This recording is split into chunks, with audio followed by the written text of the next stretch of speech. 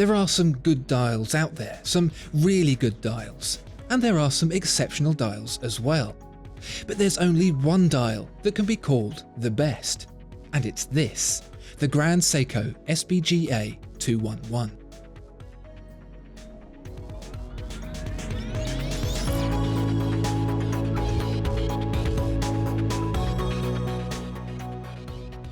Every watchmaker has their thing. Rolex has the Cyclops, Breitling the Rider tabs, Omega the Lyre lugs. For Grand Seiko, it's the dial.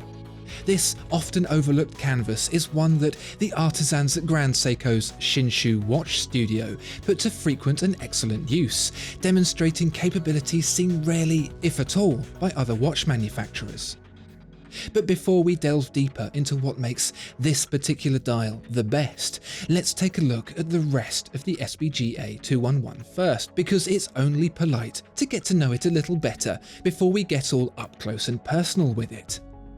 First of all, and for those of you who aren't so familiar with Grand Seiko, this may come as a shock, it's a quartz watch.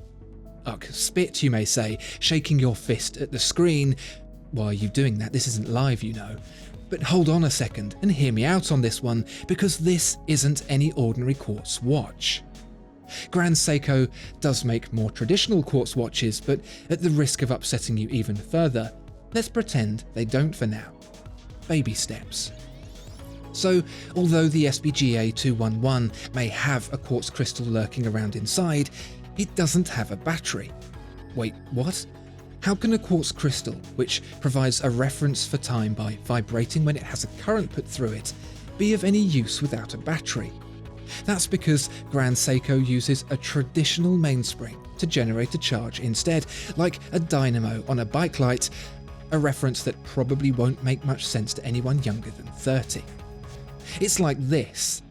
In the same way a motor rotates when electricity is passed through it, it will also generate electricity when it is rotated, and that's how the electricity is generated here. But it gets cleverer still, because the reference time outputted by the now charged quartz crystal doesn't actuate computer-controlled stepper motors. It actually controls a magnet that regulates how fast the mainspring can wind down. What this results in is a perfectly smooth sweep of the second hand, something not even a high-beat, pure mechanical watch can do. It's quite remarkable, an amalgamation of both technologies Seiko beat the Swiss with. It's all housed in a 41mm titanium case with matching bracelet, paired with a sapphire caseback through which to see the caliber 9R65 spring drive movement doing its thing. But we've teased you enough, because of course you're not here to learn about spring drive or find out about the 30% weight reduction achieved by using titanium. You want to know more about the dial and why this watch has been christened the Snowflake.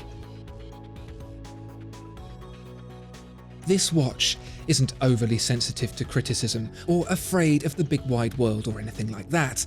The name Snowflake actually derives from the inspiration behind its design. In case you didn't know, Japan, the home of Grand Seiko, is one of the most beautiful places in the world, the incredibly diverse and awe-inspiring landscapes, the main influence behind the greatest Grand Seiko dials.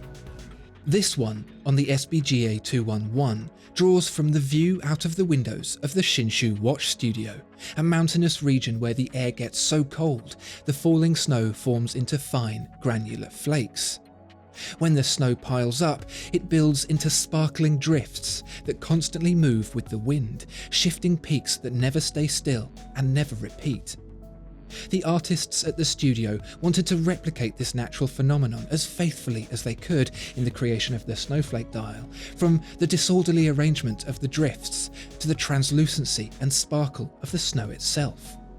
Given the minimal space available and the desire not to overburden the watch, it was with subtlety and grace the design was achieved, resulting in something that could be considered more a sculpture in its own right than just a bit of dial decoration. The pattern is stamped into the metal of the dial, but it's with fine layers of semi-transparent matte coating that the vision really comes to life. It's a very labour-intensive process, as is the crafting of the entire watch, but it's the only way to achieve the desired effect. Despite being only a millimetre or so thick and several centimetres across, the resulting finish is one of deep, icy cold snow that spans for miles around. There's a sense of calmness and isolation about it that puts you in mind of what it might be like at Grand Seiko's Shinshu watch studio. The dial is minimally dressed with near-perfect furniture to avoid spoiling the subtle drama of the finish, a couple of blue accents like the spring drive text and second-hand, adding a secondary level of chill to the ensemble. You can almost imagine that the coldness of the case when you put the watch on first thing in the morning is actually emanating from the dial itself. When all's said and done, it's easy to lose this work of mastery in the noise and bustle of a busy lifestyle, and it's in moments of peace that the watch rewards most. What appears to be a plain white, simple dial from a hurried glance expands into a wild tundra when given the attention it deserves. It's something very private and emotive, a quiet reflection on the scale of one's own problems in comparison to the vast emptiness of Earth's wilderness.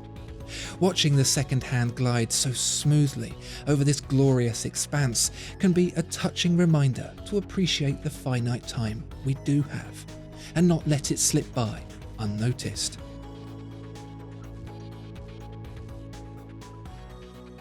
Discover more exceptional watches at Watchfinder. If you enjoyed this video, please like and subscribe. If there are any other watches you'd like to see reviewed, please let us know in the comments below.